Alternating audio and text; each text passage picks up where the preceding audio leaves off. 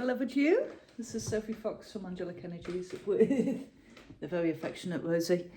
Wanted to hop on and talk to you for a few minutes about helping you to overcome any feelings of anxiety or just a bit of overwhelm. So, this can pop up for so many reasons. And, when it gets bad, it can be really quite debilitating. And, to the point where we don't want to eat, sleeping becomes difficult. And you've got to realise that your mind left to its own devices is just not set up for your happiness. I write about this in my book, Guided by Angels. And it's really learning to notice those thoughts, that internal dialogue in your mind, and see if it's talking to you nicely or if it needs really just putting things into a different context. And I love doing that. I really, that's my big thing, as I love getting people to think about things from a different perspective. So let's do that. Let's think, where does the anxiety come from? And I've noticed, just for myself recently, I'm diving into a new job and I am not quite where I want to be, up to speed with things. A huge amount of frustration because of that. But, there's this judgment going on inside that says, and take note of this. If your mind is saying, you should be, that's the little sneaky voice of the ego coming in there. You should be learning this quicker than you are, or you should be able to do more or be more. That is the sneaky little voice that is judging you, that you need to kind of pull up by its bootstraps and say, hang on a minute, no, actually, I'm doing the best I can right now, and that is quite good enough, thank you very much. And so, really start to witness that internal dialogue. Notice when it's leading you down the path, the spiral path of the frustration or not, things aren't being as you want them to be. And, sometimes it can be triggers that cause the anxiety and we don't know, it could be relating back to childhood where our needs were not met and now we associate things, we go into that fight or flight mode where we automatically, go into that panic of, I can't cope, I'm not going to be okay, I'm not safe, whatever it is. So it's recognizing that, and it's learning to calm your central nervous system down and really, so I can hear my daughter coming down, really learning to calm that central nervous system. The quickest and easiest way to do that is with the breath. Okay, so when you are feeling this anxiety bubbling up inside of you, the first thing you're going to notice is that your breath becomes shallow.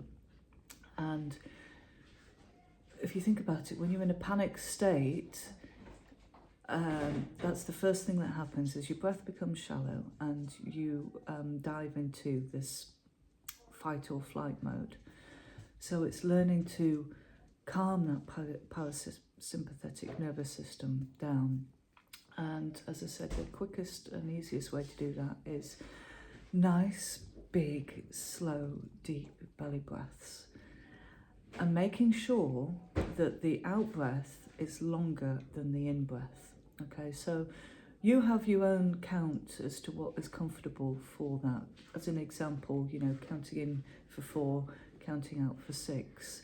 But just making sure that that out breath is longer than the in-breath, because that will automatically send signals up to your brain to tell you, actually, I'm calm and everything is fine. I'm in a safe space. There is no reason to hijack my central nervous system and flood me through with all that cortisol and stress hormones. I don't need it. I'm fine. Breathe. Okay. Yeah, that really is the biggest tip I can give you is learning to regulate the central nervous system. And we're also just discovering new information about the vagus nerve, which runs down the side channels of your body. So another tip is to turn your head as far as you can to the side and make your eyes look as far over as you can to the side there. And for some reason that just kind of realigns your vagus nervous system. It's that's another little trick. But look into it. If you know that you're prone to kind of getting these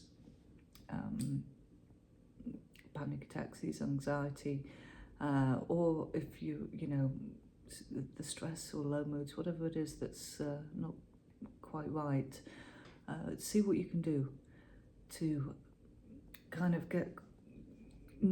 witness those thoughts. Journaling, brilliant for that, because that just the act of pouring all what's going on in your mind down onto paper, totally uncensored, it's an amazing release, so it's not all swimming around in your head, getting blown out of proportion. Get it down on paper, so you're not carrying it around with you. And also, you can try and read back and see if there's any patterns in that thinking. See, it was like,